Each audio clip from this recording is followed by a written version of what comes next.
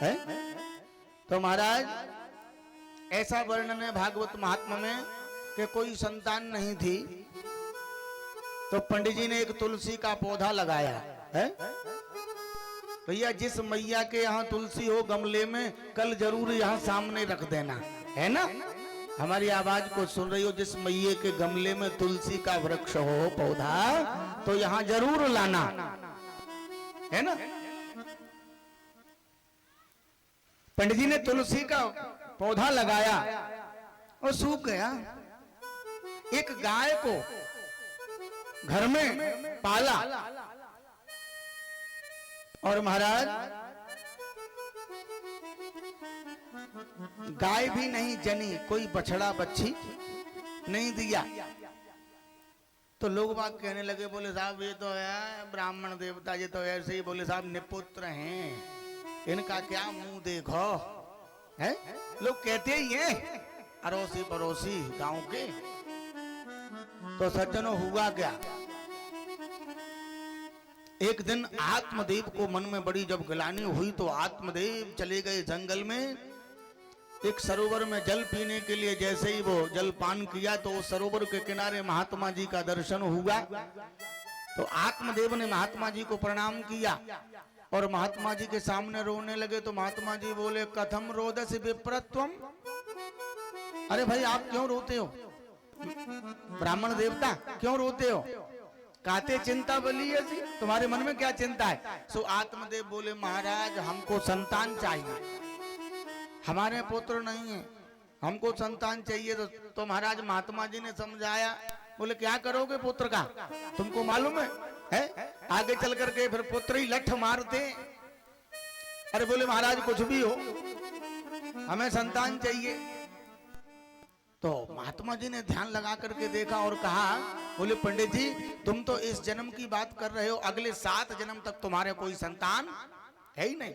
तो ब्राह्मण देवता ने कहा, बोले महाराज मैं लौट के भी घर नहीं जाऊंगा, तुम्हारे दर पे ही दम तोड़ दूंगा। हाँ क्या करूंगा, सामने मर जाऊंगा, दम तोड़ दूंगा।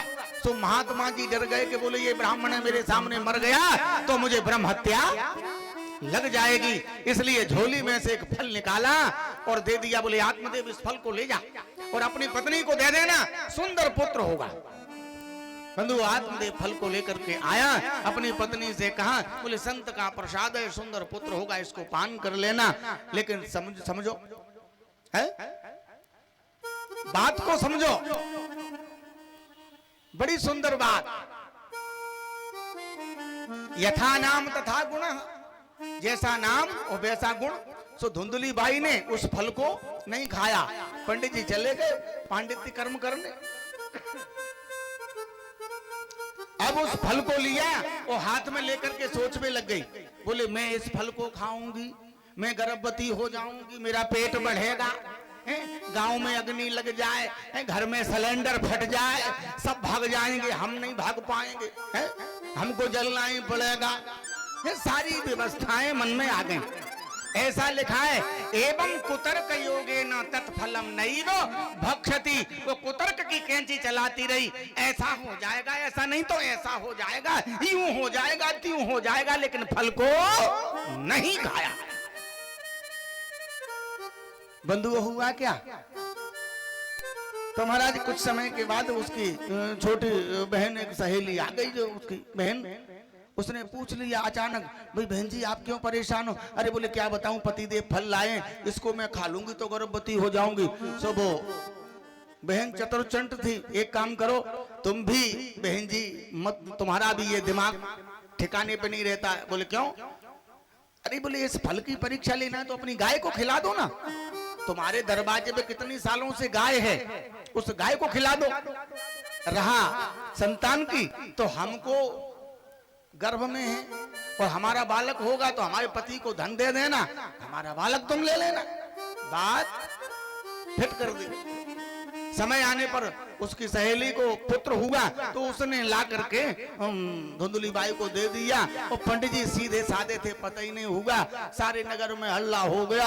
अजी बोले साहब आत्मदेव ब्राह्मण के यहाँ पुत्र हुआ है, आत्मदेव ब्राह्मण के यहाँ पुत्र हुआ है। गाजे बाजे ढोल नगाड़े सब बजने लगे प्यारे।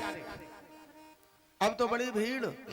सो धुंधुली बाई कहती है अपने पंडित जी से, पतिदेव से, अजी इधर आइए।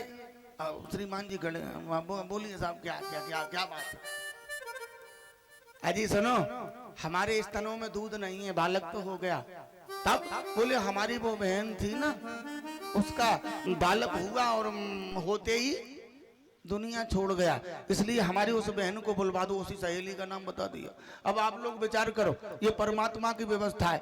पुत्र होता तो दूध होता, हा? जब पुत्र ही नहीं है तो दूध कहां से आएगा? चलो पंडित जी सीधे थे, उस सहेली को, बहन को बुलवा दिया, पुत्र का लालन हुआ। अब पंडित जी ने कहा भैया एक काम करो, इसका नामकरण कर दें। सो धुंधुली बाई बोली वाह, बड़े आए नामकरण वाले हैं, 9 महीने पेट में हमने राखो हैं, और आप आ गए श्रीमान जी ब्लैक बोर्ड लेकर के हम नामकरण करेंगे हैं? 9 महीने कष्ट मैंने झेला तो हम भी नाम इसका हम ही रखेंगे। सो आत्मदेव बेचारे सीधे साधे ब्राह्मण बोले भैया तुम ही रख लो है? सो धुंधुली बाई ने बोला देखो जी, मेरा नाम तो धुंधुली है, लेकिन हमारे पुत्र का नाम होगा धुंधकारी। रख दिया। लेकिन यहाँ ध्यान देने वाली बात, बहुत अच्छी बात, जो समय गुजरा, समय जैसे ही गुजरा तो कुछ समय के बाद पंडित जी की गाय ने सुंदर बालक को जन्म दिया। उस फल का, जो फल गाय को खिला दिया था ना, उस फल का सुंदर बालक होगा। लेकिन जब गाय से बालक होगा तो कुछ तो अंश होगा ना गाय का। ऐसा लिखा है भागवत महात्मा में कि उस पुत्र के कर्ण यानी कान गौ कैसे थे, इसलिए उस बालक का नाम रख दिया गौ कर्ण। क्या रख दिया? हाँ, और ऐसा लिखा कि गौ कर्ण पंडितो ज्ञानी धुंधकारी महाखला।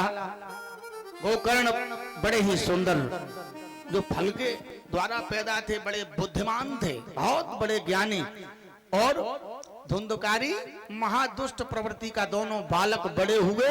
एक विख्यात हुआ, दूसरा कुख्यात हो गया सज्जनों। अब तो धुंधकारी ने क्या किया मालूम है? दुनिया में जितने ऐब थे सारे अपना लिए, जितना धन था साहब खत्म कर दिया। अब रोज उल्हाने आए सो आत्मदेव के पास, बड़ा कष्ट मन में, क्या करें? ऐसे पुत्र से तो पुत्र होता ही नहीं तो अच्छा रहता, ऐसे बेटे से बेटा ही नहीं होता तो अच्छा रहता।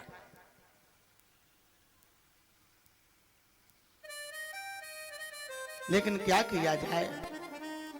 एक दिन चिंतनशील बैठे आत्मदेव, आंखों से आंसू बह रहे थे। गौकर्ण ने देखा, पुत्र गौकर्ण ने सो पिताजी के पास आकर के बोले पिताजी, दे अस्तिमान सरुधिरे भिमतिम त्यजत्वाम जाया सुता दिशु सदा ममता मिमुंचो पश्यानि सम जगदिदं क्षण भंग निष्ठा वैराग्य राग रसिको भव भक्ति निष्ठा। हे पिताजी, आप क्यों रोते हो? है? ये संसार है। पिताजी आपको मालूम है हमारा, ये तुम्हारा शरीर हड्डी मांस और खून यानी रक्त से बना है, इसमें ममता को छोड़ दो। है? जाया सुता, ये पत्नी मेरी, पुत्र मेरा, मकान मेरा, जमीन मेरी, जायदाद मेरी, इसको छोड़ दो, इस ममता को छोड़ दो। मेरा कुछ नहीं है। क्यों? कि पश्यान सम, बोले पिताजी देखो ये संसार क्षण मात्र के लिए है? ये केवल हम इसको देख रहे हैं, जब तक श्वास ले रहे हैं तब तक है हमारा, उसके बाद हमारा नहीं है। पश्यान सम जगदिदं क्षण भंग निष्ठा, ये सारा संसार जो दिखाई दे रहा है क्षण मात्र के लिए है। इसलिए पिताजी वैराग्य को धारण करो, और वैराग्य को धारण कर लोगे तो कल्याण हो जाएगा। इसलिए बड़ा सुंदर उपदेश किया गौकर्ण ने। तो आत्मदेव चले गए जंगल में भजन करने के लिए, और ऐसा लिखा है गौकर्ण जी चले गए तीर्थ यात्रा करने के लिए। अब घर में कौन बचा? धुंधकारी और धुंधुली बाई। जब सारा धन संपन्न हो गया तो एक दिन अपनी मां से बोला धुंधकारी, बोले मां तू बता धन कहाँ है? मां बोली, बोले नालायक सब तो तेने नष्ट कर दिया, सारा धन बर्बाद कर दिया, और अब कहता है जी है कि धन ला, मेरे पास कुछ नहीं। जब इतना कहा तो धुंधकारी ने क्या करा मालूम है? एक जलता हुआ लकड़ी लेके जब मां की तरफ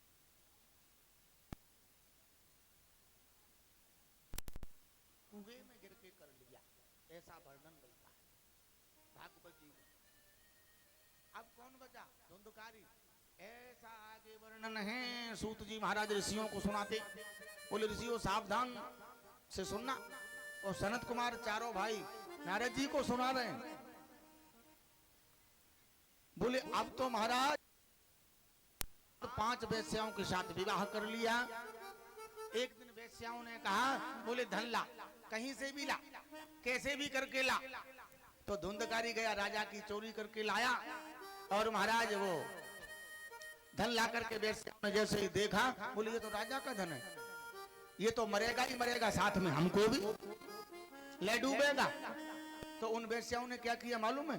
रात्रि में उसको कसा चारपाई पे और उसको मारने का प्रयास किया, लेकिन पापी जीव इतनी जल्दी नहीं मरता प्यारे।